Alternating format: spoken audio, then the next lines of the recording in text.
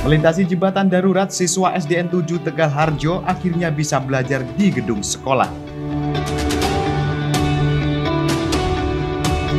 Wahyu ikan bakar menjadi kuliner pilihan masyarakat Banyuwangi. Dampingi proses hukum masyarakat kelas bawah, alumni Fakultas Hukum UBI dirikan LKBH. Orari lokal Banyuwangi gelar musyawarah lokal ke-13.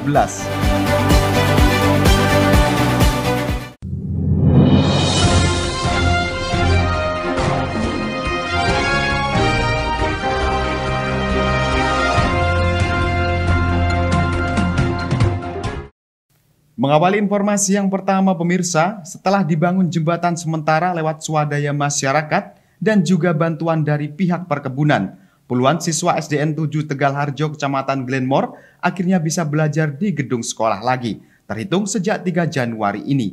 Aktivitas kegiatan belajar mengajar yang sempat tersendat akibat putusnya jembatan carangan mulai berangsur normal kembali.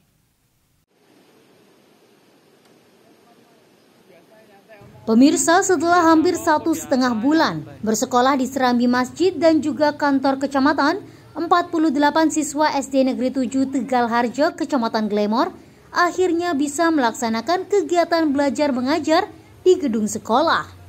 Terhitung sejak tanggal 3 Januari ini, para siswa mulai bersekolah dengan melalui jembatan darurat yang dibangun di atas reruntuhan jembatan carangan, atas swadaya masyarakat, serta pihak perkebunan. Dengan beriringan dan didampingi guru serta wali murid, semua siswa dari kelas 1 hingga kelas 6 melewati jembatan darurat yang dibangun pada 19 Desember lalu, yang memakan waktu pengerjaan hingga 2 minggu.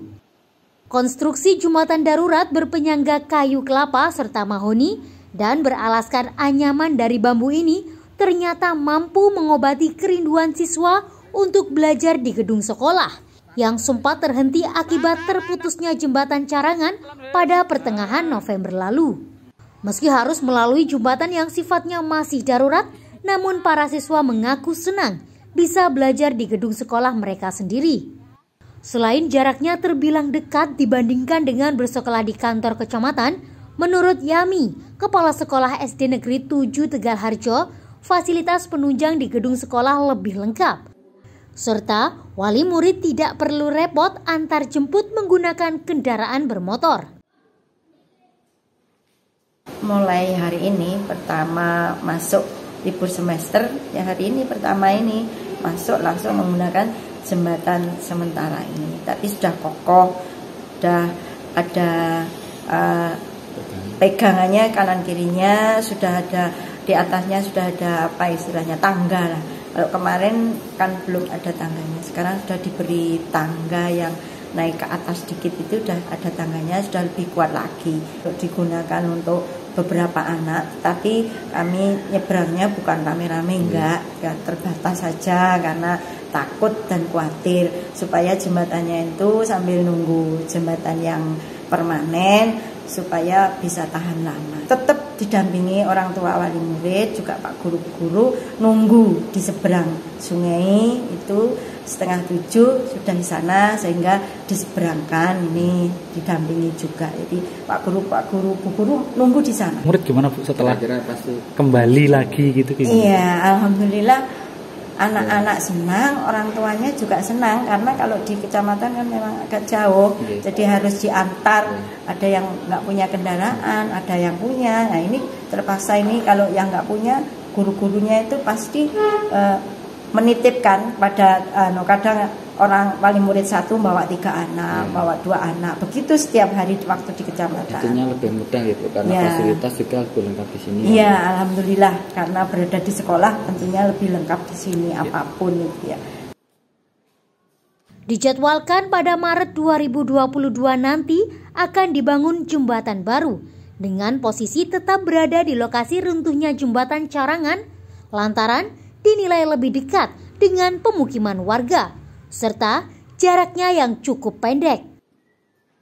Menurut Camat Glenmore, Gatot Suyono, diharapkan saat proses pengerjaan nanti tidak sampai mengganggu aktivitas belajar siswa maupun warga desa Tegal Harjo dengan membangun akses penghubung sementara sampai konstruksi jembatan selesai dan bisa dilalui. Kami harapkan nanti di tahun 2022 nanti akan segera dibangun jembatan yang permanen dari Dinas PU Kabupaten Banyuwangi. Ya, kami harapkan secepat mungkin. Kemarin sudah saya sampaikan ke Pak Danang, awal tahun segera dibuat perencanaannya dan segera diajukan untuk penunjukan atau pelelangan siapa yang akan melaksanakan kegiatan tersebut. Ya. Kami harapkan di maksimum di bulan Maret ini sudah bisa dimulai pekerjaannya. Untuk memulai pekerjaan kan pasti butuh akses jalan. Ya, mudah-mudahan dan nanti dari kontraktor juga sudah mempersiapkan untuk akses jalan sementara bagi masyarakat yang ada di balik jembatan tersebut. Untuk pekerjaan dan usia cor, ya, jadi pekerjaannya itu mungkin 1 bulan bisa selesai. Nah, untuk pekerjaan cornya itu harus ada usia cor. Ya, kita harapkan mungkin bulan Juli sudah bisa terpakai, sudah bisa dimanfaatkan oleh masyarakat. Untuk lokasi sendiri tetap di situ? Saya kira tetap di situ karena di situ elevasinya paling pendek dan yang dekat dengan permukiman warga. Seperti yang diberitakan sebelumnya, ambruknya jembatan Carangan yang menjadi akses penghubung 2 desa di Kecamatan Glemor membuat warga Dusun Gunung Krikil terisolir dan memutus akses belajar mengajar siswa SDN 7 Tegalharjo di gedung sekolah yang membuat siswa terpaksa belajar di serambi masjid serta gedung kecamatan. Dari Banyuwangi, Jawa Timur, Eko Purwanto, Banyuwangi 1 TV melaporkan.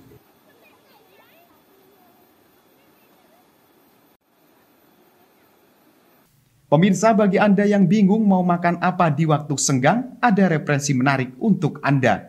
Ada rumah makan ikan bakar di kawasan Kecamatan Celuring, Banyuwangi yang selalu ramai didatangi pengunjung. Berikut liputannya.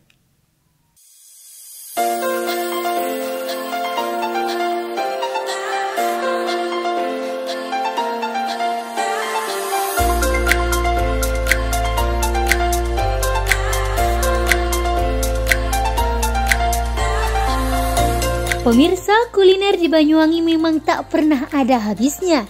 Ada berbagai macam menu yang bisa dicoba dari mulai yang tradisional hingga yang modern. Dari berbagai olahan sayuran, daging, hingga ikan pun tersedia. Termasuk diantaranya menu ikan bakar. Ada cukup banyak warung makan yang bisa dikunjungi untuk menikmati makanan yang menyajikan menu ikan bakar spesial di Banyuwangi. Wahyu Ikan Bakar termasuk salah satu rumah makan yang menyajikan menu bakaran yang cukup dikenal di Banyuwangi. Rumah makan ini berada di Jalan Benculu, Srono, Desa Benculu, Kecamatan Celuring, Kabupaten Banyuwangi. 500 meter ke barat dari wisata di Jawatan atau lebih tepatnya Dekam Makam Timur, Kecamatan Celuring. Rumah makanan ini menawarkan menu makanan paket dan aneka bebakaran spesial, yaitu ayam bakar, gurame bakar, dan menu andalan kerapu bakar. Wahyu Ikan Bakar ini selain memiliki pemandangan yang asri dan dilengkapi fasilitas yang beragam, tentunya sangat cocok bagi kaula muda untuk nongkrong.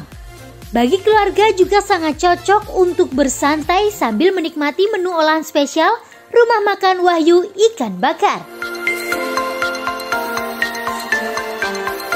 Fasilitas lengkap tersebut diantaranya tempat parkir yang luas, coffee shop, kolam pancing, live music, tempat makan yang nyaman, musola dan aula untuk rapat dan resepsi. Warung ikan bakar ini selalu menjadi pilihan masyarakat karena melihat dari segi makanan, layanan, harga yang terjangkau, dan suasana warung yang sangat nyaman untuk menyantap ikan bakar ini. Ikan bakar Wahyu mantap, oke.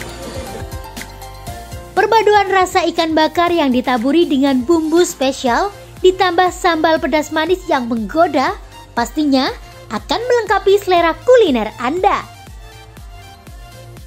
Wahyu Ikan Bakar Ciluring, kami hadir semakin lengkap dengan fasilitas parkir yang luas, dilengkapi dengan musola, kemudian ada toilet, dan untuk tempatnya sudah semakin enak menikmati menu-menu yang ada di sini. Dan ada double W cafe, jadi buat pecinta kopi, buat anak-anak muda yang pengen nongki di sini, apalagi setiap malam minggu ada live musiknya, jadi akustikan gitu, yang bisa menemani malam minggu kalian. Bisa sembari ngopi, snack juga banyak sekali yang kita siapin buat kalian. Kemudian kami juga buka bakso Barokah cabang Muncar, yang selama ini udah ngefans banget sama bakso Barokah Muncar, bisa nikmati di Wahyu Ikan Bakar Ciluring. Dan untuk ikan bakar sendiri, menu spesial kami adalah kerapu dan gurame. Tapi bisa juga menikmati menu-menu lainnya seperti ayam bakar, ayam goreng, kemudian kerang, asam manis cumi, kemudian banyak sekali menu-menu seafood yang bisa Anda nikmati. Melayani pesanan juga, mungkin yang kepengen pesan buat acara-acara tertentu bisa. Dan kami bukanya mulai jam 1 siang sampai jam 9 malam. Dan nggak menutup kemungkinan mungkin yang kepengen punya acara ulang tahun di sini atau wedding juga bisa. Jadi di luar jam kita buka, tetap kita layani. Mungkin jam 9 pagi, jam 10, monggo. Tetap kami terima. Dan satu lagi, di Ikan Bakar Wahyu Ciluring kita sudah ada hall, jadi kayak ruang pertemuan. Jadi yang kepengen bikin acara di sini bisa. Ada di lantai 2, kami punya hall untuk meeting, kemudian untuk acara-acara personal bisa. Jadi bisa reservasi langsung ke Wahyu Ikan Bakar Ciluring.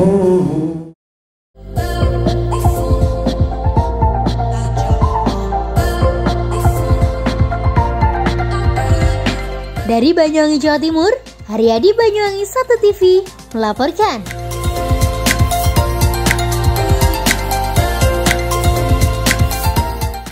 Prihatin dengan banyaknya warga kurang mampu kesulitan ketika menghadapi proses hukum atau sengketa. Sejumlah praktisi hukum Universitas Bakti Indonesia membentuk Lembaga Konsultasi Bantuan Hukum atau LKBH di penghujung tahun 2021. Diharapkan masyarakat lapisan kelas bawah dapat terbantu lewat program pendampingan hukum ketika tersandung sebuah kasus.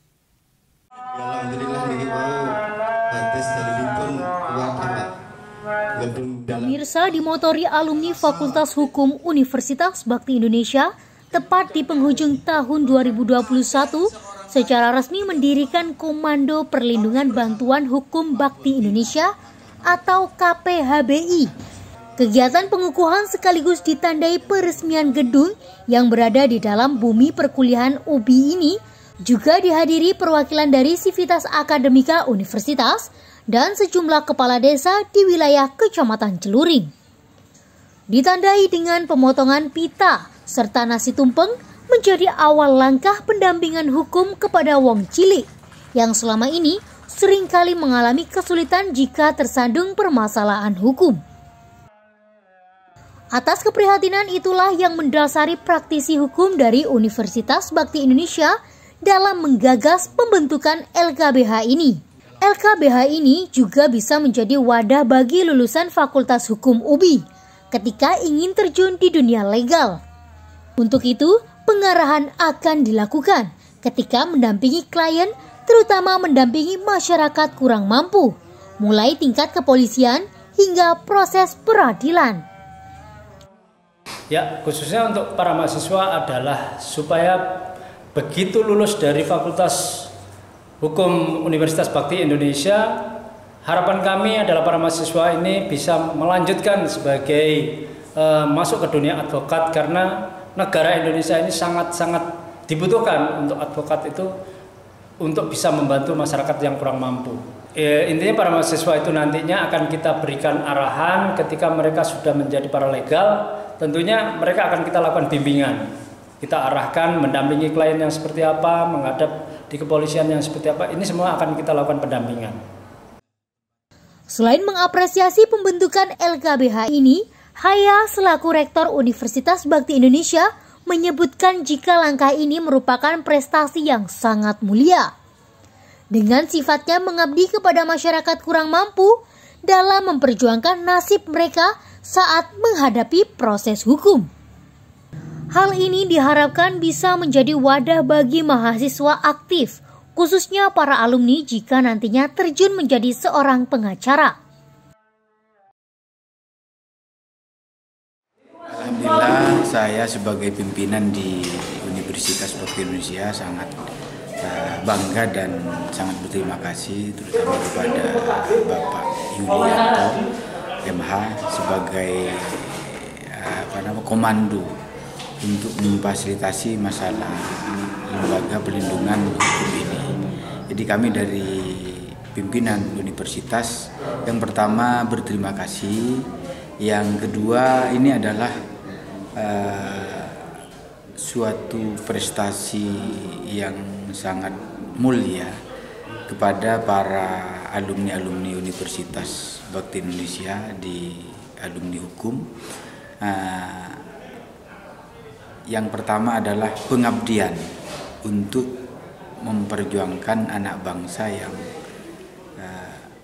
agar selaras dan sama dengan yang lain dalam memperjuangkan nasib mereka, terutama adalah orang-orang yang kurang mampu, sehingga UBI terutama di Fakultas Hukum bisa mengadakan atau membentuk perlindungan hukum untuk masyarakat pada umumnya. Yang kedua, bahwa saya sangat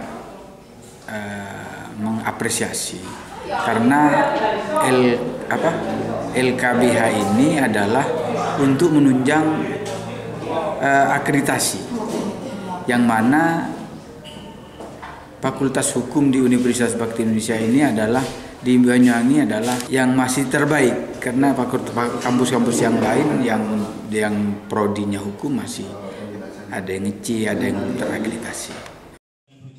Karena berada di lingkungan universitas, Rektor Haya juga mengharapkan bisa menjadi benteng dari pihak luar, terutama pihak yang tidak senang terhadap eksistensi kampus UBI. Dan LKBH ini bisa mengambil langkah preventif sekaligus meluruskan kepada pihak rektorat jika ada indikasi kurang baik ketika melangkah ke depan dalam membangun kemajuan universitas secara umum. Dari Banyuwangi, Jawa Timur, Tim Liputan Banyuwangi 1 TV melaporkan.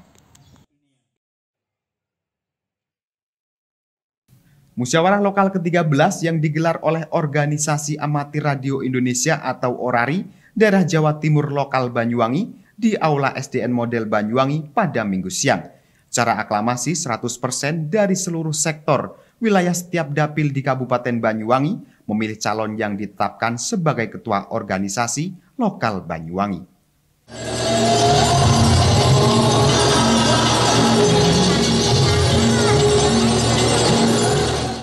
Pemirsa, musyawarah lokal atau Muslok ke-13 Organisasi Amatir Radio Indonesia atau ORARI daerah Jawa Timur lokal Banyuwangi dihadiri 109 peserta terdiri dari berbagai anggota sektor ORARI lokal Banyuwangi, jajaran pengurus Orda atau ORARI daerah Jawa Timur, serta dihadiri organisasi perangkat daerah Kabupaten Banyuwangi. Kegiatan ini diawali dengan tari jejer gandrung yang merupakan tarian selamat datang. ORARI adalah satu-satunya wadah bagi amatir radio di Indonesia. Organisasi ini resmi berdiri pada 9 Juli 1968 atas dasar Peraturan Pemerintah Republik Indonesia Nomor 21 Tahun 1967. ORARI sebagai wadah bagi masyarakat yang memiliki hobi komunikasi radio dan elektronika saat ini juga harus dapat menjadi wadah dalam penyampaian informasi, terutama dalam bencana, evakuasi, emergensi maupun penjelajahan di alam bebas. ORARI dapat berperan dalam menjembatani komunikasi yang terkendala akses informasi di daerah terpencil. Selain itu juga akan siap bersinergi membantu pemerintah dalam penanganan kebencanaan, termasuk juga membantu pemerintah daerah dalam upaya kemanusiaan. Selain itu berupaya untuk mempromosikan potensi yang dimiliki Kabupaten Banyuwangi. Dalam Muslok yang berlangsung dengan protokol kesehatan yang ketat, menghasilkan keputusan Faturi sebagai ketua terpilih. Pengukuhan pun disampaikan oleh Ketua Orari Daerah Jawa Timur, Subandi Sugito. Apakah saudara bersedia? Bismillahirrahmanirrahim. Saya Subandi Sugito, Sarjana Hukum, Magister Hukum, Ibra Putri Victoroska, Ketua Orari Daerah Jawa Timur, mengukuhkan saudara-saudara yang namanya telah ditetapkan dalam keputusan musyawarah lokal Orari Daerah Jawa Timur lokal Banyuwangi tahun 2021 sebagai Dewan Pengawas dan Dewan dan Penasehat serta Ketua Orari Daerah Jawa Timur lokal Banyuwangi masa bakti 2021 sampai dengan 2025. 50% suara dari seluruh sektor di Banyuwangi mendukung Faturi. Bagi anggota yang memiliki call-sen atau izin amati radionya masih aktif. Secara aklamasi terpilihnya Faturi sebagai Ketua Orari Lokal Banyuwangi. Faturi sendiri tidak menyangka jika dirinya dipercaya untuk memimpin Orari Lokal Banyuwangi. Dalam hal ini, ia akan membawa Orari Lokal Banyuwangi untuk lebih bermutu. Peningkatan kapasitas organisasi terhadap anggota Orari Lokal Banyuwangi juga akan diterapkan. Satu hal yang akan menunjang hobi dan persaudaraan akan terlahir sebuah kekompakan dalam upaya membantu pemerintah untuk sosial kemanusiaan dan kebencanaan. Saya akan menciptakan anggota Orari Lokal Banyuwangi. Orlok ini kedepannya semakin bermutu. Sekarang ini sudah mutu, kedepannya lebih bermutu. Oleh karena itu yang saya utamakan adalah dalam 1 tahun ini kita banyak membuang waktu untuk melakukan pembinaan baik terhadap teman-teman yang sudah punya call-sen maupun utamanya teman-teman yang belum memiliki call-sen. Sehingga harapan ke depan warga Orari ini semakin banyak, semakin ikut banyak yang ujian, dan kita ciptakan warga Orari Orlok Banyuwangi ini nyaman. Dengan kenyamanan itu mereka akan nyantai, komunikasi itu bisa diciptakan rileks, berangkat dari hobi, lebih kita tingkatkan menjadi cinta terhadap organisasi. Subandi Sugito selaku Ketua Orari Daerah Jawa Timur yang hadir dalam kegiatan tersebut mengapresiasi atas terselenggaranya musyawarah lokal Orari Banyuwangi. Ia juga memberikan motivasi agar ke depan ketua terpilih untuk menggiatkan Orari Lokal Banyuwangi, terutama adanya pendekatan kepada pemerintah daerah dalam hal membantu kebencanaan dan mempromosikan potensi yang dimiliki Kabupaten Banyuwangi ke seluruh Nusantara via radio. Ia juga optimis potensi yang dimiliki Banyuwangi akan memunculkan kebersamaan melalui organisasi Orari Lokal Banyuwangi yang bersama membangun kemajuan. Ya, saya memberi motivasi agar ke depan ini ketua terpilih semakin menggiatkan organisasi amatir, terutama ada pendekatan ke pemerintah daerah, begitu ya, supaya ada pendekatan ke pemerintah daerah. Dan tadi pada sambutannya ini pemerintah daerah sudah memberikan lampu kuning untuk segera adakan pendekatan ya, terutama dalam hal kebencanaan dan mempromosikan kota Banyuwangi ini ke seluruh Nusantara via radio. Saya optimis sekali karena saya lihat di sini tadi dari awal ini banyak potensi-potensi yang di Banyuwangi ini yang bisa memuncul ya, hanya saja masih belum tertata rapi, sehingga dipoles sedikit saja pastilah organisasi amatir Indonesia di lokal Banyuwangi akan semakin maju. Insya Allah.